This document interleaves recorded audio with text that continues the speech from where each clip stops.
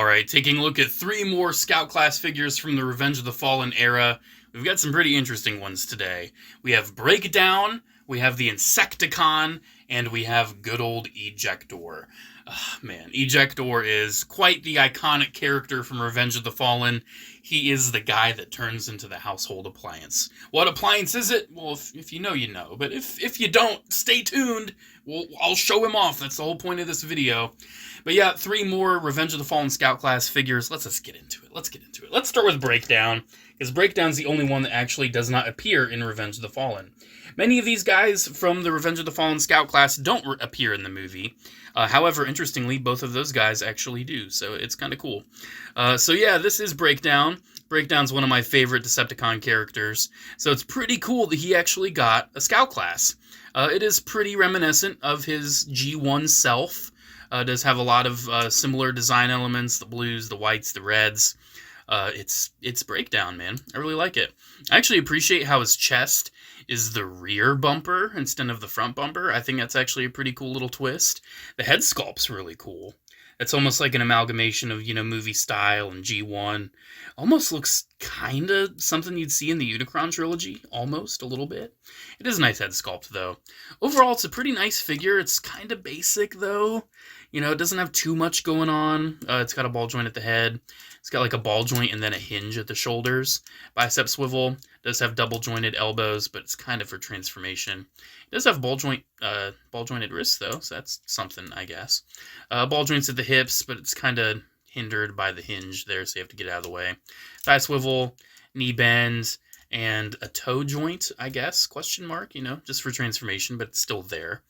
It's a nice guy. It's really nice. He is one of those, you can kind of tell how this is going to go. You can just kind of tell based on how he's looking. He's got the doors on the arms. He's got the wheels at the shoulders. He's got the hood at the legs. You can kind of tell what's going on with him. I really do like him, though, but he is a pretty basic scout. That's why I clumped him in with these guys, because those guys, since they're actually from the movie, they're a little bit more intricate. So getting Brakedown transformed, I really do like this little swivel me do for the hood right there. I think that's pretty clever. And then right here, the head. I know the head does something. What does the head do? Oh, does this do like a rotatey? I'm trying to remember. Does the head just... Yeah, it folds back. But it's being stubborn. There we go. Don't you hate when something's stubborn on a transformation and it makes you question if you're even doing it right? I hate that. That happens all the time to me. All the time. Alright, but we're getting there. It's a pretty simple little car. But get that front tab together. Get that right there.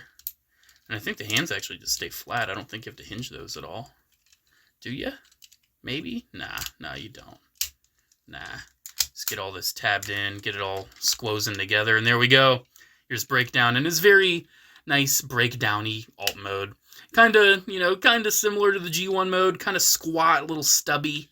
You can kind of tell what it's supposed to be. It's kind of got some Lamborghini vibes. But it's a Revenge of the Fallen Scout. It is what it is. I do like it, though. I do like him a lot. Alright, next up, we'll talk about the Insecticon.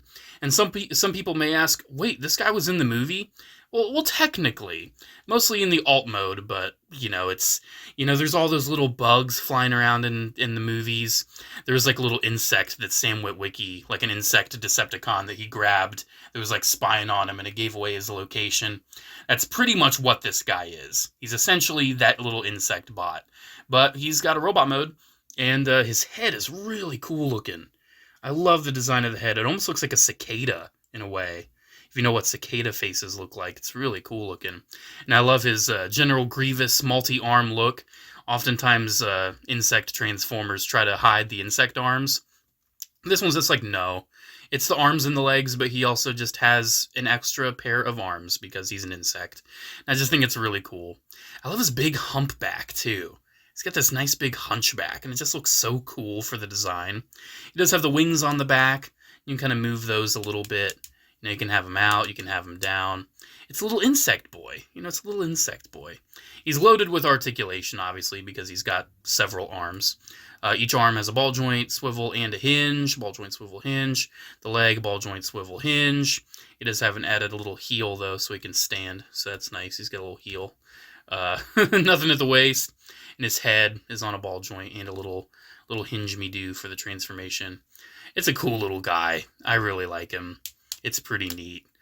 It's just kind of nice that they did actually make an Insecticon figure, and if you want to kind of consider this life-sized, you kind of can, because the Insecticon in the movie was pretty much this size, you know? So let's get him transformed. It's pretty simple, if I'm not mistaken. Pretty much just move these, fill the middle out, and then get the wings out. The head, I believe we just want to rotate and flip down, because it doesn't hide too much. It's just kind of there. This one's pretty simple. Doesn't really do too much. This fills out, which was kind of unnecessary, but still pretty appreciated. It's kind of stubborn, though, getting that flipped out. I don't know if it flips out any more than what it's doing right now, but I'm trying. I don't know if it has like a click point or what, but you can kind of get the gist. It flips out. So then make sure that's all kind of squeezed together. I'm pretty sure the head just stays back there. I'm pretty sure that's all the head does. It just kind of forms some detail. And then the legs, flip the heels in. That's pretty much it. It's pretty basic. It's just a little insect boy. And what we have is this really cool looking insect. I do think it resembles the movie decently well. I do love the face design, where it kind of has like these little mandibles, but then like a mono eye on the inside. It really makes it look like a drone, you know? I can just see this thing kind of landing, and then like it bites you, and then you just squish it, you know? It's really cool. I really do like this one. It's definitely one of my favorite scout classes. And it's not an easy one to get either. At least it wasn't for me. You know, it wasn't easy to get for me. It's one of those where it's got tons of little ball joints and tons of limbs. If you see this used, it might be missing a limb. So keep out for that, you know, keep watch. But I do love me a good old Insecticon. And then last, but definitely not least, Ejector. What a weird guy. So in the movie, the Allspark, there's a shred of it that falls into the kitchen and turns tons of appliances to life. And the most famous one was Ejector, because he had a very unique design and a very unique kind of thing going on to him. And this figure is actually really remarkable.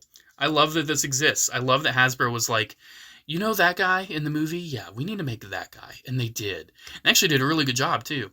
Similar to the Insecticon, he actually has multiple limbs. He's got 4 arms, which is actually kind of cool given the nature of what he turns into. It's kind of cool he's got 4. He's just so nice looking, man. I love his big old mouth. You can actually open it a little bit. I appreciate that. His shoulders they're on ball joints. His elbows are all multi-jointed.